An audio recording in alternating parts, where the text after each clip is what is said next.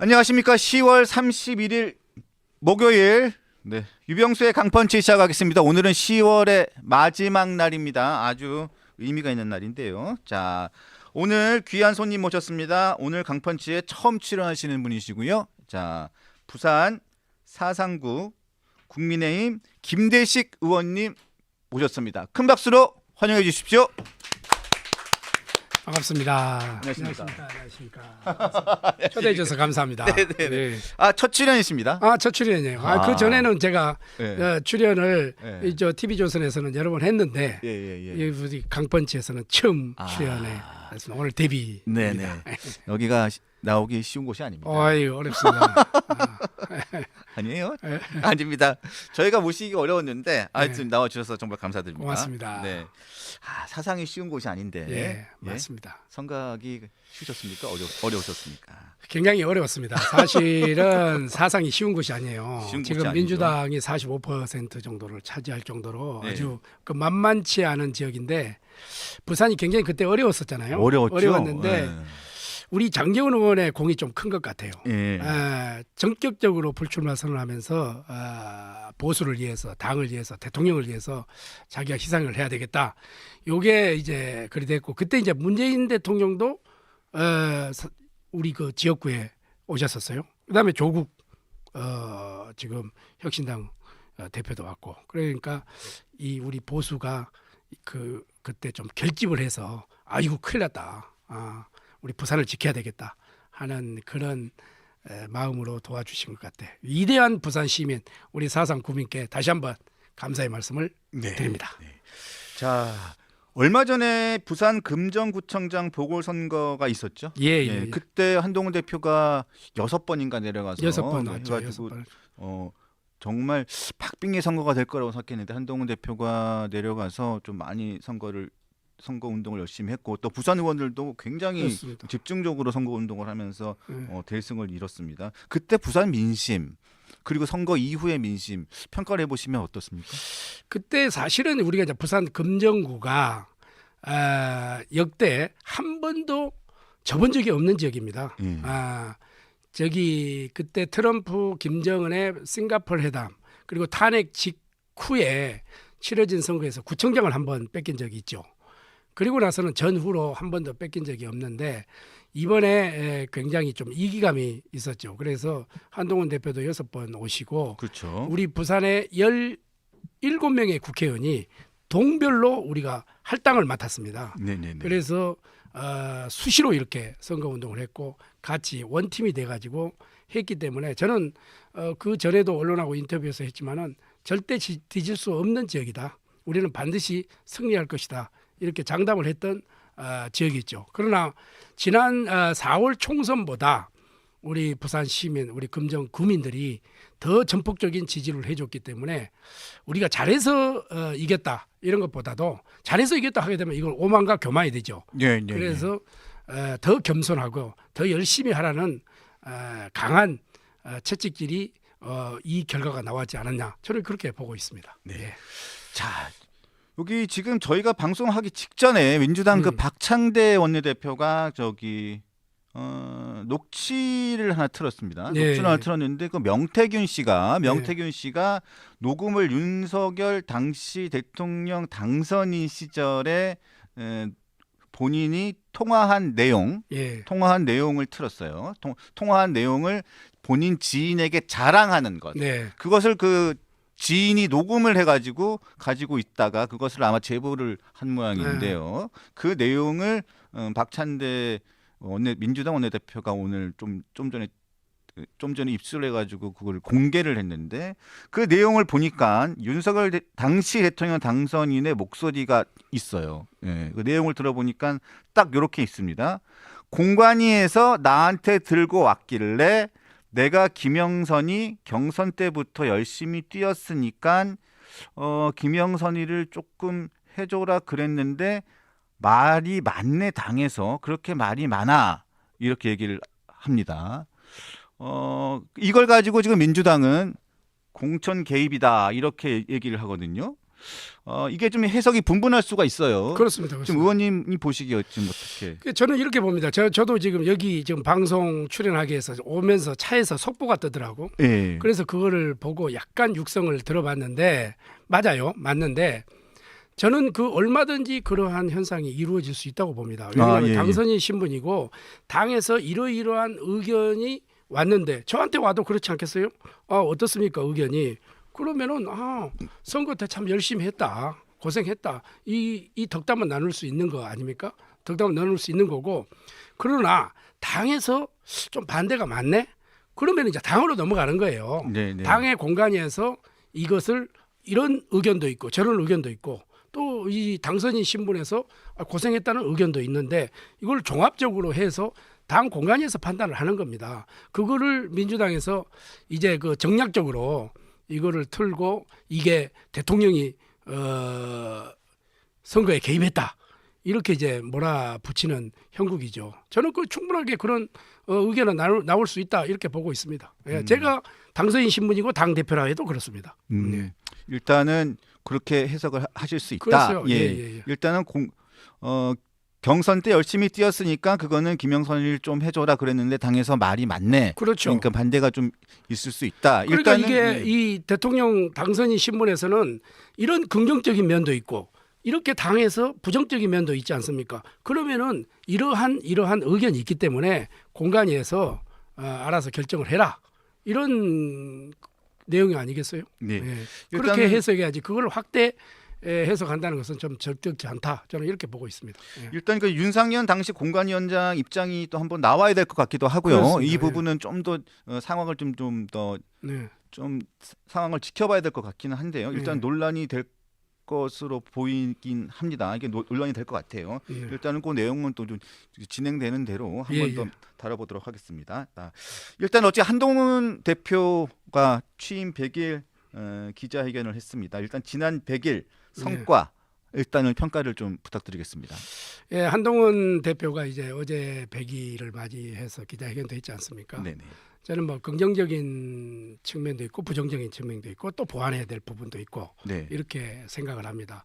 일단 긍정적인 측면에서는 당내 이 강력한 변화를 시도하려고 했다. 네. 그다음에 공정성과 원칙 이렇게 하고 이분이 이제 상당히 좀 원칙적인 분이에요. 대화를 해보면은 그렇죠. 이제 그런 면에서는 상당히 높이 평가하는데 반면에 정말 그 우리의 그 당원 그리고 우리의 108명의 국회의원들하고 좀 솔직담백하게 대화를 나눌 수 있는 시간적인 그것이 좀 부족했다. 저는 그런 점을 보고 더 좀 우리 국회의원들하고 좀 대화를 통하고 의견을 좀 구해서 이 당을 이끌어갔으면 좋겠다 하는 그런 바람을 해봅니다. 네. 어제 보면 한동훈 대표가 여러 가지 얘기를 했는데 여전히 그 한동훈 대표는 쇄신과 개혁 이것들을 계속 강조를 했습니다. 강조를 했는데 특히 어제 계속 지금 오늘도 그렇고요. 오늘도 특별 감찰관제에 대한 얘기를 계속 강조를 했어요. 그 11월 내에는 꼭 이 문제를 해결해야 된다. 오늘 최고위원회에서도 꼭 이 문제를 얘기를 했습니다. 예. 자, 이 문제에 대해서는 입장이 어떠신가요? 저는 이제 쇄신, 뭐 혁신 이거 참 좋습니다 용어가. 네. 그리고 저는 그 검찰 수사에서 별건식 수사 형태로 가서는 안 된다고 생각합니다. 예. 예? 이걸 해보고 안 되면 또 이걸 해보고 이거 해보고 안 되면 이거 해보고 이렇게 해서는 안 되고 선택과 집중으로 가야 되는데 혁신이라는 게 얼마나 어렵습니까? 가죽 껍데기를 벗기는 거 아니겠습니까? 그만큼 어려운 건데 이런 보다도 지금 현재 우리가 필요로 하는 여당 내에 그다음에 용산 대통령실과의 이런 관계를 먼저 저는 풀어야 된다고 이렇게 생각을 합니다. 그리고 한동훈 대표 입장에서는 윤석열 대통령하고 어떻게 보면 평생 같이 지내왔잖아요. 그리고 윤석열 정부의 또 초대 법무부 장관을 했고 그래서 얼마든지 소통할 수 있는 기회가 있다고 생각합니다. 우리 당의 그 누구보다도 두 분이서 서로가 서로를 잘 압니다. 서로 팔짱을 끼고 커피를 마시면서 얼마든지 대화를 통해서 이거는 풀어가야 된다 이렇게 보는데 저쪽에서는 지금 민주당에서 요구하는 거는 특별감찰관제보다도 특검을 요구하는 거 아닙니까? 특검을 요구하고 있죠. 특검을 요구하는 네. 거 아닙니까? 우리가 이거 감찰관을 해서 민주당에서는 감찰관을 받아들일 하등의 이유가 없다고 봅니다. 왜? 감찰관을 받아들이는 순간 자기네들이 타켓으로 하고 자기네들이 누려야 할 것을 누리지 못하잖아요. 김현사 문제라든지 그렇죠. 그렇죠. 이런 문제가 있기 때문에 저는 선택과 집중으로 이 특별감찰관제는 당론 무슨 여러 가지 의견을 듣고 당론으로서 이렇게 채택한다 뭐 하는 것보다도 서로의 이 테이블 위에 얹어놓고 네. 의견을 수렴해야 되겠지만은 저는 지금은 이게 선이 아니다. 네. 이것은 뒤로 미루고 얼마든지 상황을 지켜보면서 의견을 모으는 그런 과정으로 거쳤으면 좋겠다 이런 생각을 좀 해보죠. 예. 오늘 보니까 김상훈 국민의힘 정책위 의장, 정책위 네. 의장이 이런 얘기를 했습니다. 당에서 공개적으로 그 용산에다가 공개적으로 특별 감찰관을 계속 요구하는 거는 이제 자제해야 될 때가 온 것 같다. 용산에서 고민을 하고 있다고 생각을 한다. 그러니까 용산의 판단에 맡겨도 되지 않겠나 싶다. 이렇게 좀 입장이 조금 살짝 변한 것 같아요. 국민의힘 정책위 의장 김상훈 의장이 예. 대표하고 살짝 이게 좀 의견이 약간 좀 뉘앙스가 좀 변하고 있는 것 같은데 어떤 변화인지는 어떻게 입장이 이렇게 좀 변하는지는 저도 잘 좀 이해가 좀 잘 안 가는데 예. 대표하고 좀 입장이 좀 살짝 좀 변하고 있고 오늘도 조선일보 그 논설을 보면 김연사 문제 해결이 필요하지만 지금 한 대표식으로 되겠냐는 논설도 좀 나오고 그렇습니다. 저도 봤습니다. 있어요. 예, 근데 예, 예. 오늘 또 요 문제에 대해서 질문을 받았던 김종혁 최고위원은 또 이런 식으로 해결해서는 안 된다. 김종혁 최고위원은 똑같은 입장을 고수하며 지금까지 바뀐 게 무엇이 있느냐. 특별감찰관제는 계속 빨리 결론을 내야 된다라는 입장을 계속 유지하고 있거든요. 이게 입장이 팽팽해요. 저는 우리 김종혁 최고위원은 좀 언론인 시각에서 좀 바라보는 느낌이 있어요. 지금은 우리 당을 이끌어가는 최고위원의 한 분이에요. 네. 그래서 그게 시류에 따라서 저는 움직여서는 안 된다고 생각을 해요. 네. 왜냐하면 김종혁 최고는 지금 언론인이 아니고 국민의힘 보수당의 최고위원의 한 분이지 않습니까? 지도부죠. 지도부죠. 네. 지도부가 이렇게 그 용산하고의 그 대통령실하고의 대척점을 계속 유지하는 것은 바람직하지 않다고 보고 저는 김상훈 정책위의장의 의견에 동감을 합니다. 그리고 김상훈 정책위의장이 지금 TK 출신 아닙니까? 네. 그 누구보다도 지역구 출신이고 이 필드의 의견을 많이 듣고 있다 이겁니다.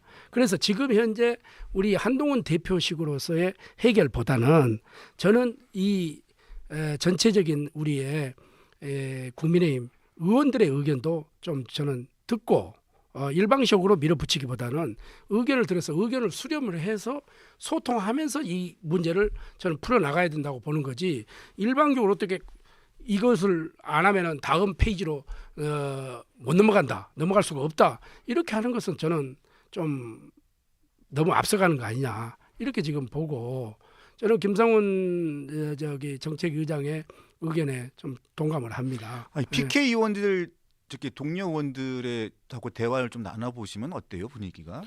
그 동료 의원들은 이 특별감찰관제 반대하는 거죠. 반대를 하는 거죠. 의견을 들을 수는 있지만은 좀 반대하는 거죠. 왜 이것이 반대가 되느냐? 한번 보세요. 이거를 그렇게 해가지고 당론으로 해서 원내대표 해가지고 이제 투표를 붙인다.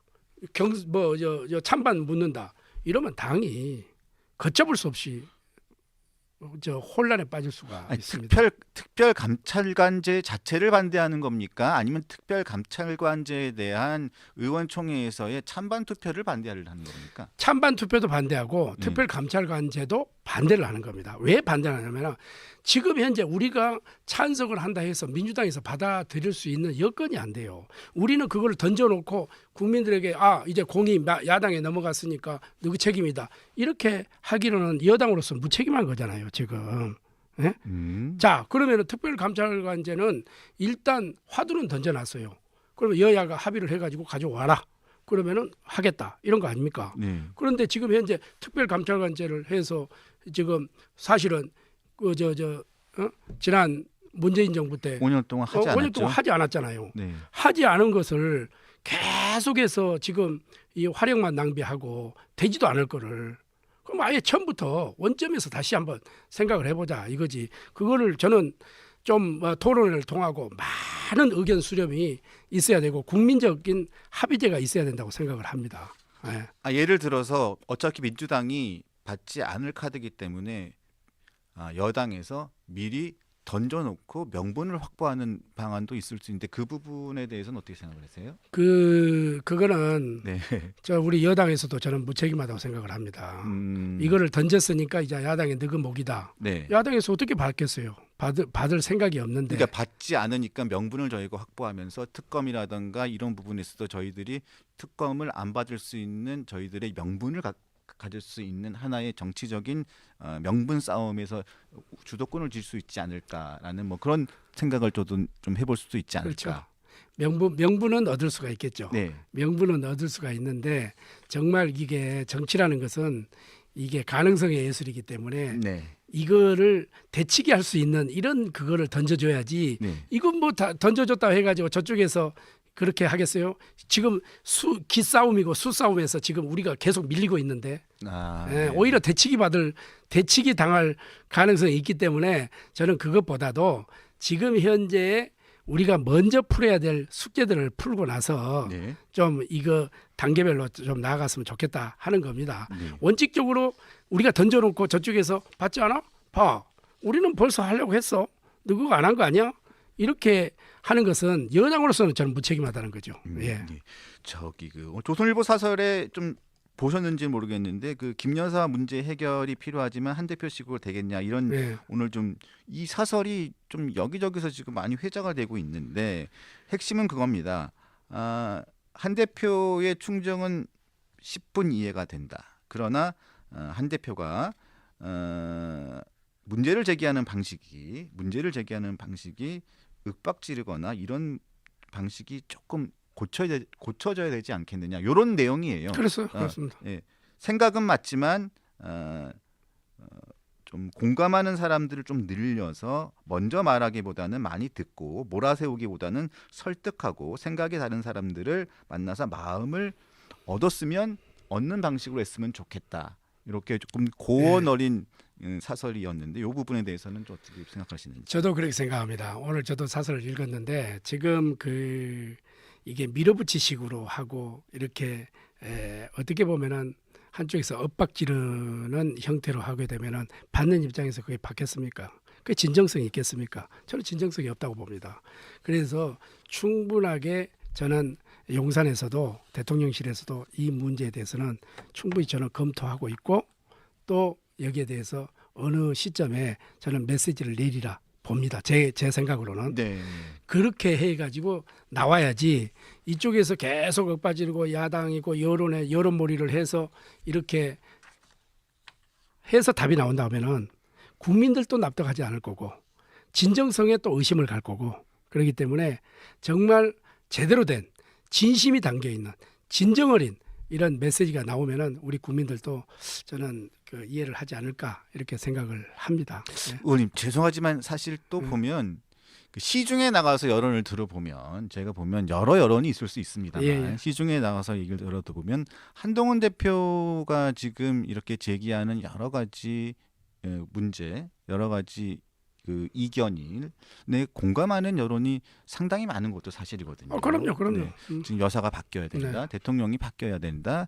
최소한 특별감찰관 제도라도 수용해야 된다. 이런 여론들이 많은 것도 사실입니다. 그래서 대통령이나 김건희 여사가 최소한 이것들은 받아줘야 되는데 이것들 여러 가지 3대 요구가 있었지 않습니까? 이 부분에 대해서는 수용을 좀 해줬으면 좋겠는데 이게 안 되니까 특별감찰관 제도라도 좀 수용을 해주는 게 좋겠다는 여론도 있는 것도 사실이거든요. 근데 이 부분에 대해서는 수용을 조금 거부하고 있다 보니까 불통의 이미지가 좀 강해지는 게 아닌가라는 국민들의 여론이 있는 것도 사실이거든요. 저도 이제 지역구를 두고 있지 않습니까? 네. 그래서 지역 구민들도 만나보고 이렇게 하면은 대통령도 좀 변해야 되고, 저 김건희 여사님도 좀 변해야 되고, 한동훈 대표도 변해야 되고, 당도 변해야 된다는 그런 충고를 많이 해요. 네. 저도 많이 듣고 있습니다. 예. 그러면은 그러면은 어떻게 변해야 되느냐? 어떻게 변해야 되느냐? 그럼 대통령도 이제 그 귀를 기울이고 국민의 목소리를 듣고 당원의 목소리를 듣고 우리 의원들의 목소리를 들어야 되고 네. 그다음에 우리 이제 김건희 여사님의 이제 행동 거지인데 행동에서 그리고 대통령 영부인으로서 어디에 불이웃돕기를 한다 아동을 돕는다든지 이런 부분은 얼마든지 있을 수 있는 이야기잖아요. 네. 할 수 있는 영역이잖아요. 네. 자, 우리 그러면 한동훈 대표도 저는 대통령하고 수시로 꼭 무슨 격식을 차려야 되냐 이거지. 수시로 좀 소통할 수 있는 관계잖아요. 그렇죠. 전화를 할 수도 있고 막 한데 그런데 미리서 지금 언론에 어떤 이야기를 하겠다 이렇게 하니까 용산에서도 아니 이게 독대의 의미가 사라지잖아요. 사실은 이런 부분을 두 분이서 만나서 얼마든지 이야기할 수 있는데 미리서 언론에서 공표가 되게 되면 그거 가서 무슨 사진 찍는 것밖에 되지 않지 않습니까? 저는 그런 형식과 그런 것을 다 버리고 허심탄회하게 미국에 보세요. 커피 한 잔 먹고 대통령 책상에서 다리 얹어서 꼬우면서도 대화를 하고 커피 마시면서도 하고 얼마든지 하는데 형식에 구애받지 않고 자 한동훈 대표가 내가 지금 전국을 돌아보고 민심이 이렇다 대통령님 이런 부분은 이렇게 좀 갑시다 하면은 대통령도 저는 오케이 그리 하지 않겠나 싶어요. 네네. 그리고 여사 문제도 민심이 이렇다 그러니까 이렇게 좀 변해야 된다 이렇게 얼마든지 이야기를 할 수 있다 말이죠. 이것을 공개적으로 미리서 저는 해놓고 저쪽에서 이렇게 행동해라 이런 자체는 저는 선후가 맞지 않다 이렇게 보는 거고 네. 아무리 당하고 정부하고 수평적 관계를 유지한다고 해도 그건 아닙니다. 이걸 우리는 대통령 중심제에서 이렇게 지금 현재 누가 뭐라 해도 수평적으로 관계를 갖는다 이렇게 이야기를 하지만 수평적 관계가 안 돼 왔잖아요 지금까지. 그렇죠. 안 돼 왔잖아요. 네. 우리 정부뿐만 아니라 문재인 정부 때도 마찬가지고 다 마찬가지였어요. 자 그러면은 여사님이 변해야지. 당연히 변해야지. 왜? 지금 국민들이 원하니까. 그렇죠. 대통령도 변해야지. 왜? 국민들이 원하니까. 요즘 내가 늘 이야기하는 용어가 있습니다. 좋은 것이 많이 팔리는 게 아니라 많이 팔리는 것이 좋다. 예. 국민들이 아무리 좋은 정책을 가지고 이 물컵이 좋다. 우리는 이렇게 원론적으로 이야기할 수 있어. 근데 국민들이 아니다. 이 물컵 안 좋다. 이렇게 하면 안 좋은 거예요. 이것을 우리가 따라가게 되면은 저는 국민들이 호응하리라 봐요. 왜 그러냐? 이 불통이기 때문에 그렇습니다. 불통이기 때문에. 그래서 우리 한동훈 대표와 우리 윤석열 대표가 이제 윤석열 대통령께서 좀 수시로 좀 소통하고 만났으면 좋겠다. 저는 이런 것을 하고 다만 그러면은 이번에 한동훈 대표가 3가지를 요구했기 때문에 네. 특별감찰관 제도 그러면은 지금 저거는 원론적인 이야기는 이미 지난번에 대통령께서 하셨어요. 네. 하셨단 말이에요. 그러면 이것이 와가지고 당으로 넘어왔기 때문에 우리 이제는 기자회견에서 던졌기 때문에 추경호 원내대표와 우리 한동훈 대표가 서로 두 분이서 만나서 또 의견을 조율해서 자 그러면 우리가 의원총회에다가 한번 던져보자. 던져서 우리 의원들의 의견을 들어보자. 그래서 의원들이 이 절대 다수가 이거 받아줘야 된다. 이러면 가는 겁니다. 네네. 그런데 이거를 가지고 이거는 줘야 된다. 이것을 대통령이 뭐 안 하는 양 이렇게 가서는 안 된다 이거지 저는. 네네. 이게 어디서 왔느냐? 전부 소통 부족에서 저는 왔다 이렇게 보는 겁니다. 예, 알겠습니다. 자, 그리고 이제 시정연설의 참석 여부를 두고 이게 지금 굉장히 좀 관심이 있는데 그 다음 달 4일이 지금 국회 시정연설이 예정돼 있거든요. 근데 2025년도 예산안 국회 시정연설을 대통령이 지금 할지 안 할지 지금 그 관심입니다. 근데 뭐 안 할 수도 있다는 얘기도 있고 있는데 의원님 보시기에는 어떻게 하시는 게 좋을 것 같아요? 저는 결론부터 이야기하면 하셔야 된다고 생각합니다. 예. 무조건 하셔야 된다고 생각합니다. 예. 지난번에 사실은 개원연설. 개원 연설을 안 하셨잖아요. 네. 이거는 개원 연설을 안 하시고 굉장히 저는 아쉬움을 갖고 있습니다. 예. 왜 그러냐면은 이거는 민주당 국회의원들을 보고 개원 연설을 하시는 건 아니지 않습니까? 그렇죠. 국민들을 상대로 하시는 거 아닙니까? 예.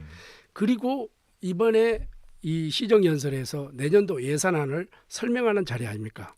국민 여러분, 우리 정부에서 이렇게 3년 차에 이렇게 예산을 쓰려고 하고 이러이러한 사업을 하려고 한다 하는 대국민들의 상대로 하기 때문에 저는 무조건 하셔야 된다고 생각을 합니다. 저 총리가 대독하는 것도 저는 적절치 않다. 이렇게 보고 왜 그러냐면 그게 이제 진정성이 담긴 정부의 의견을 우리 국민들에게 전달하는 거고 네. 또 하나는 대통령과 국민의 소통하는 그런 시간의 한 축이다 이렇게 생각을 하셔야지 네. 뭐 이게 야당이 저렇게 하기 때문에 우리는 뭐 그거 한다 이런 것은 저는 적절치 않다 이렇게 보고 네.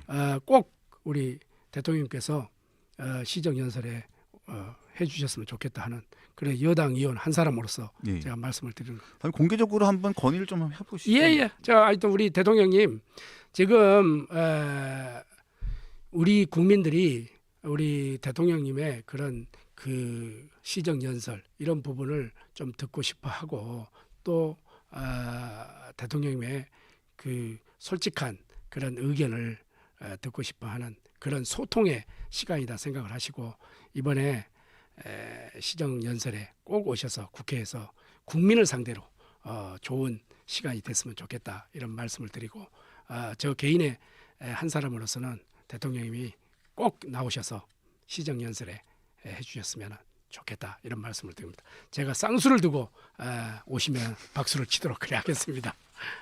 네, 그리고 어제 예. 그 박형준 부산시장을 포함해서 그 예. 오세훈 시장, 서울시장하고 이렇게 그 권영세 의원하고 예. 이렇게 5분이 그 대통령도 결단을 좀 하고 결자 해지도 하고 한동훈 대표도 소통을 좀 해달라 이렇게 해서 지금 여러 가지 그 결단을 좀 해달라는 그 모임을 좀 가졌습니다. 이거 어떻게 좀 보셨습니까?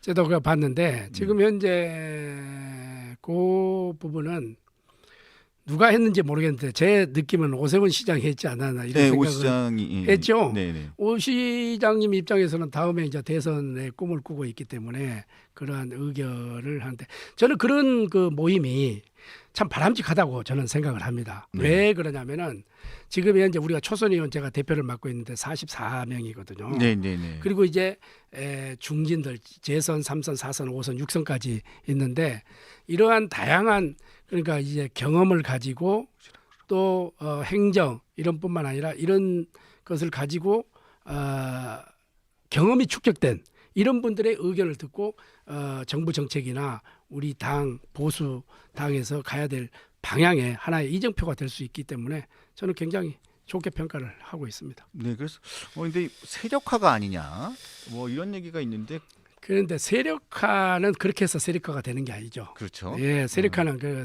저는 이게 몇 분이서 모였다 해서 그게 세력화가 되는 게 아니고 원래 정치는 이 지도자가 되려고 하면은 이 두 가지가 있어야 돼요. 첫째는 미래를 보는 해안이 있어야 되고 두 번째는 자기만의 독특한 아이덴티티가 있어야 됩니다.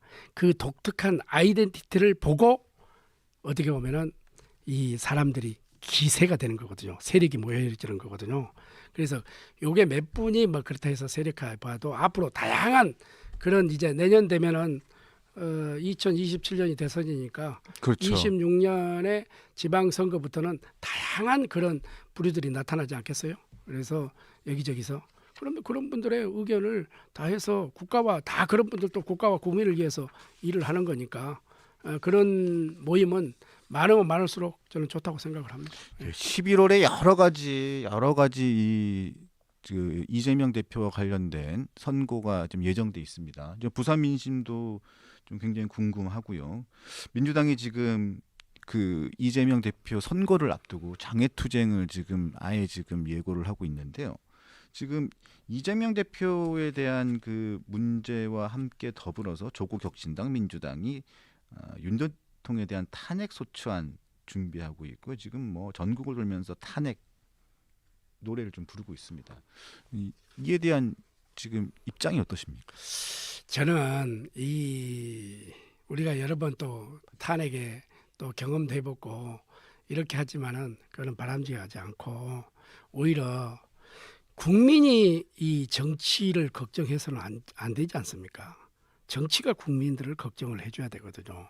그런데 지금 저는 방탄, 지금 조국 지금 혁신당 대표만 해도 자기 자녀 문제라든지 부인 문제라든지 여러 가지 현안 문제가 있고 본인 문제까지 또 걸려 있고. 그렇죠. 그다음에 이재명 대표도 지금 현재 이제 선거법 문제도 있지만은 지금 위증교사 이거 문제도 있고 이런 부분이 지금 있는데 이것을 방어하려고 하는 그런 수단의 형식이다 이렇게 국민들이 보고 있어요. 저쪽에서는 또 그렇지 않겠지만은 저는 이것은 바람직한 오히려 이럴 때일수록 저는 이재명 대표가 무죄를 확신할 수 있는 그런 거에 좀 준비를 했으면 좋겠다는 생각이 들어요. 무죄 릴레이 지금 쇼를 하고 무죄 릴레이 지금 탄원서. 그러니까 무죄 릴레이 탄원서 하면은 이게 상권 분립인데 그러면은 무슨 모든 것을 국민 투표에 붙어 가지고 이 양반이 제가 있느냐 없느냐 이렇게 물어봐야 되는 거 아니에요. 그렇죠. 그렇죠. 그래 릴레이 한다 해서 그렇게 한다 하면은 그거는 사법의 근간을 흔들린 거지. 근데 그지 어떻게 해서 이게 꼭 무슨 이런 문제가 나올 수가 있어요. 어떻게 보면 무슨 인디언식 뭐 기우제도 아니고 말이죠. 예. 기우제도 아니고 네. 이런 것은 저는 적절치 않다. 이렇게 사에서 뭐 너무나도 많은 증거가 나온 상황이고 대한민국 사법부가 충분하게 이거를 검토해서 저는 판결을 내리라고 보고 네. 이런 방식은 저는 적절치 않다. 지금은 잠시 살기에 의한 것을 하고 영원히 사는 길을 택해야 되는데 우선은 지금 현재 잠시 살기 위한 길을 택하지 않나 이렇게 생각을 합니다. 예, 알겠습니다. 네. 벌써 30분이 훌쩍 지났네요. 네, 하여튼 좋은 말씀 감사드리고요. 아이고, 네, 말씀드리고요. 자, 김태식 의원님과는 여기서 그만 일단은 보내드리고요. 이제 바로 이어서 김영우 의원님과 바로 이야기를 이어가도록 하겠습니다. 오늘 나오셔서 감사드리고요. 예. 네, 감사드립니다. 고맙습니다. 네, 감사합니다. 감사합니다. 예.